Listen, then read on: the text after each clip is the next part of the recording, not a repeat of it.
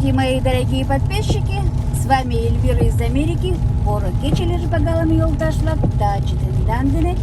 Адакат Эльвира, Америка için мы куда-лана. Вот мы едем. И я хочу вам рассказать одну такую интересную историю. Все вы знаете о том, что нашему брату, так сказать, брату имеется в виду людям, которые приезжают из Советского Союза и вообще из России, немножко с опаской. Так вот, дело было где-то примерно в 2018 году. Я ждала мужа с поездки, у меня буквально неделя была. В общем, я была где-то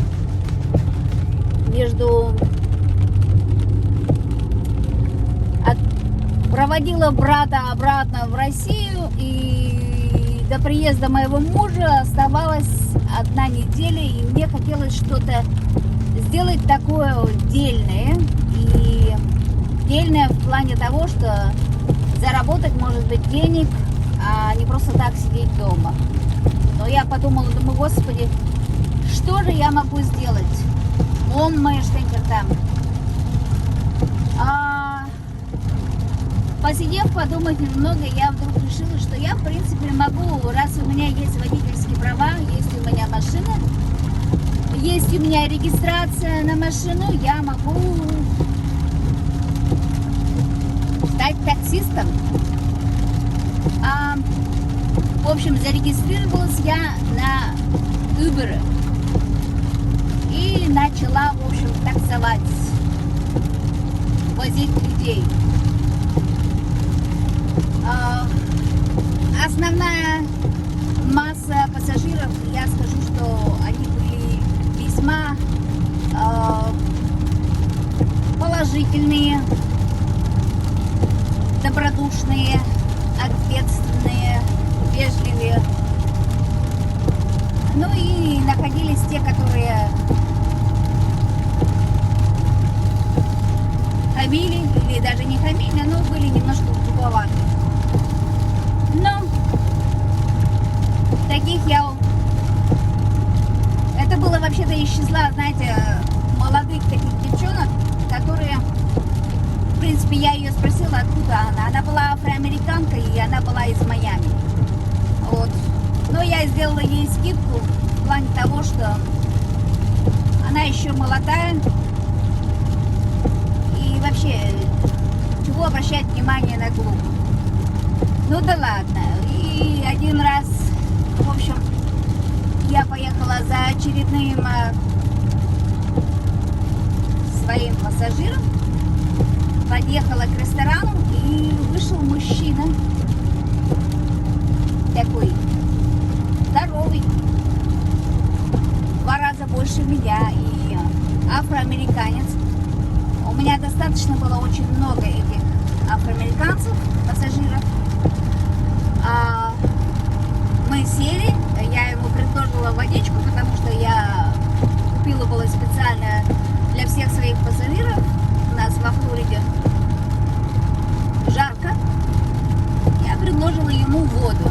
Я говорю, хотите воду? Но, естественно, весь разговор шел на английском языке. Он, по-моему, отказался. Я его спросила, как у него день прошел. Это чисто такое, знаете, формальное такое общение. Вот.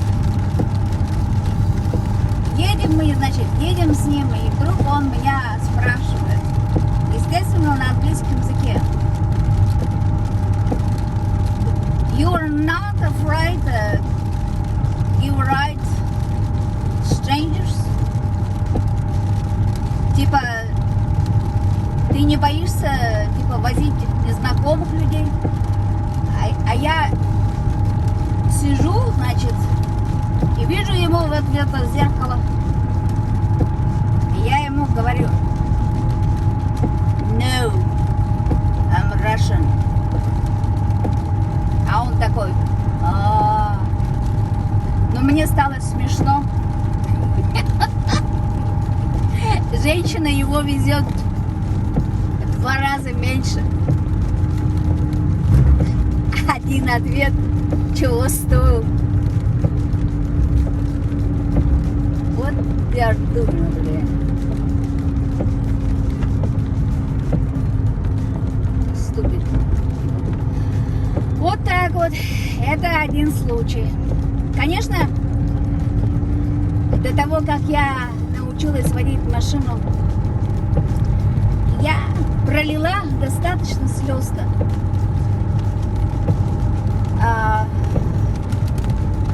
Первая машина, на которой мне приходилось учиться водить машину, это... 35. What about 35? Speed limit. Speed? Okay, I'm sorry. Это, мне муж говорит, ты чё это? Куда едешь ты, женщина? You can also talk to your rearview mirror. Oh, Middle one. Middle one. Okay, This one. alright.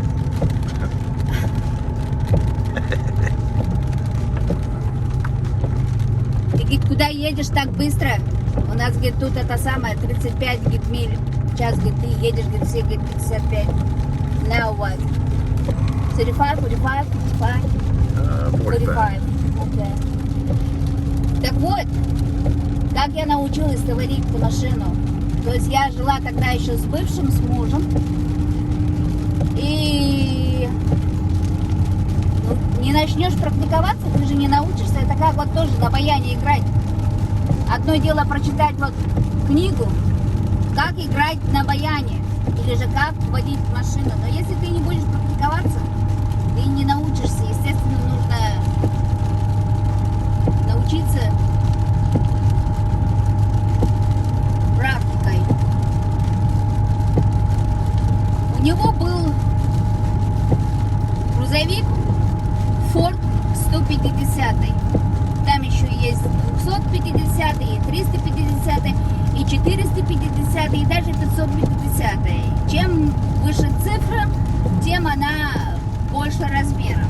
Вот. Но для меня даже Ford 150 никогда не водивший, тоже он был немножко великоват. Вообще нужно учиться, конечно, водить, наверное, все-таки лучше на маленьких машинах. Так вот, я его спрашиваю, я говорю, можно мне это, немножко поездить, потренироваться. Но это вообще-то было нелегально. И что-то и он дал мне зеленый свет, сказал, что это да, это типа того, что нормально.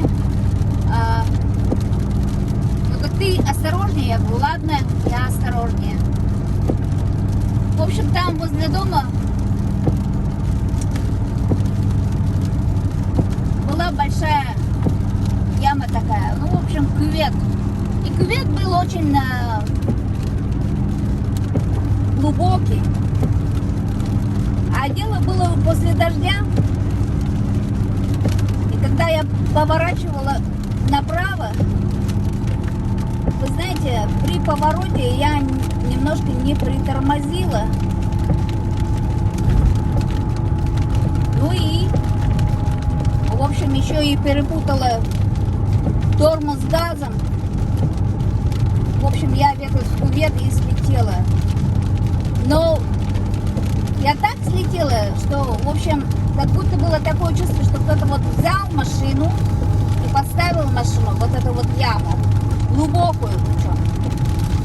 И причем это так случилось быстро, я прямо очнуться даже не успела. И думаю, господи, когда это случилось. Поэтому притормаживайте, особенно при поворотах. Пришлось мне из этой машины вылазить уже из окна, потому что это было невозможно открыть даже двери. Ох, шла пешком домой. Он мне говорит, а где машина? Я говорю, машина в порядке, я тоже в порядке. Но я была вот ремнем застегнута. Я говорю, машина в порядке, я в порядке. Но я говорю, машина, короче, в яме теперь. Он говорит, о, женщина, говорил же я тебе аккуратнее. Я говорю, ну знаешь, ты говорил, а я тебя так слушала. В общем, так получилось. Sorry. Ну ладно, он, в общем, так это нормально отнесся. У нас в таких случаях всегда звонят insurance company. Insurance company — это страховая компания.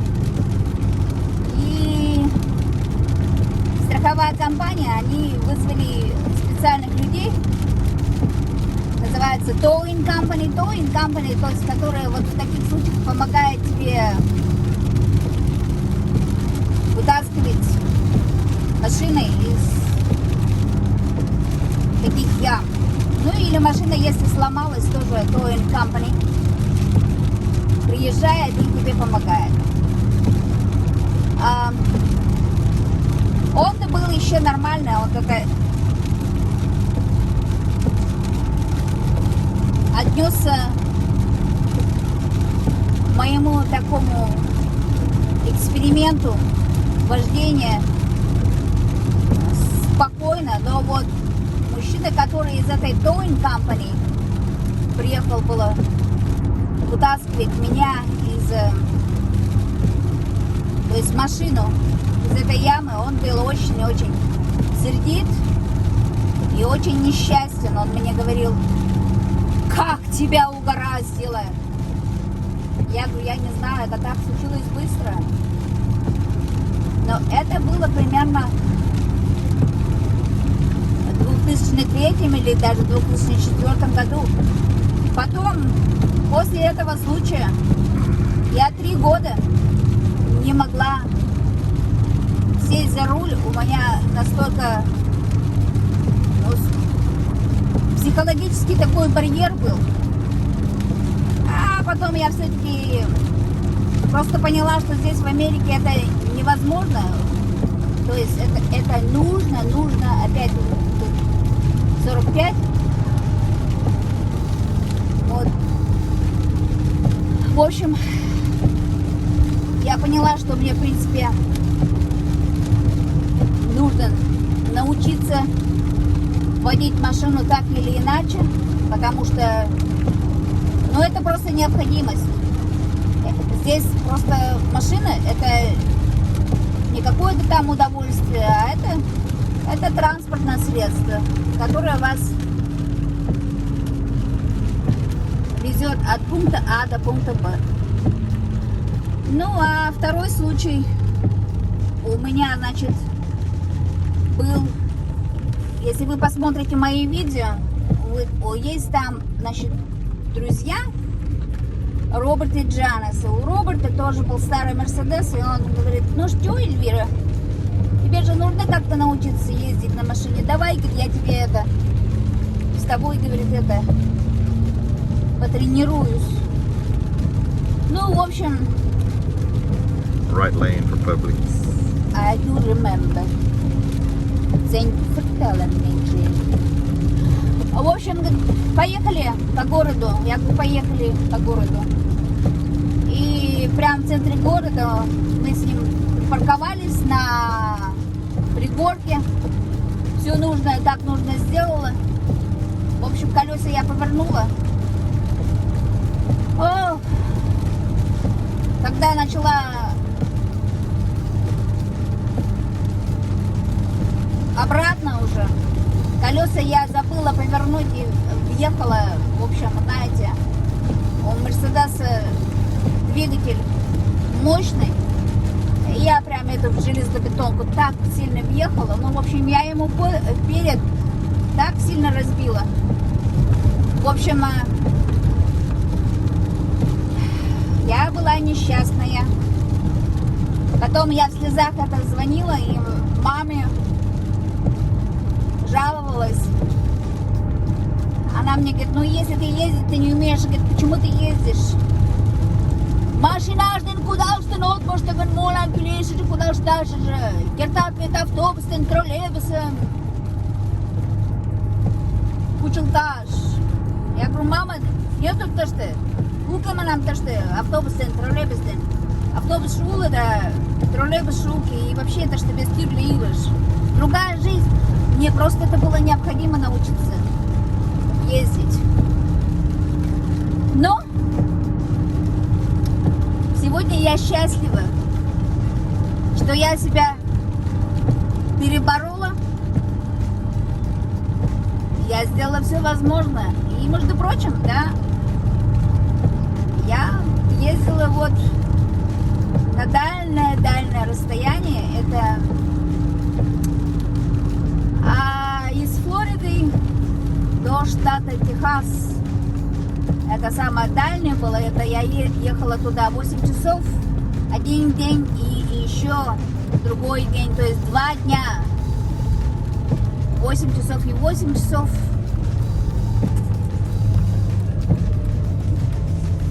Так вот теперь торможу при повороте-то.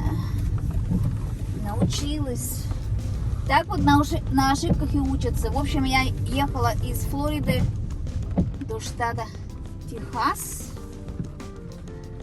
Там, конечно, угу-ху, через такие большие города едешь, как Мобил, Алабама, Хьюстон, Техас.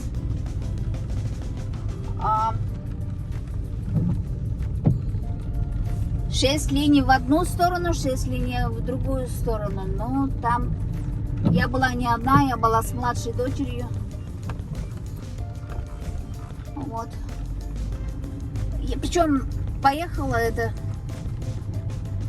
ну, специально, я бы сказала, опять же, так это, заставила себя проверить, как я могу это все вот выдержать. В общем, как говорят, у страха глаза велики. Глаза боятся, а руки делают. Просто нужно себя заставлять. Ребята, я всем вам желаю доброго. Why? Well, I'm seeing you. В общем, всем желаю доброго здоровья, счастья, радости и успехов. Окей, go ahead.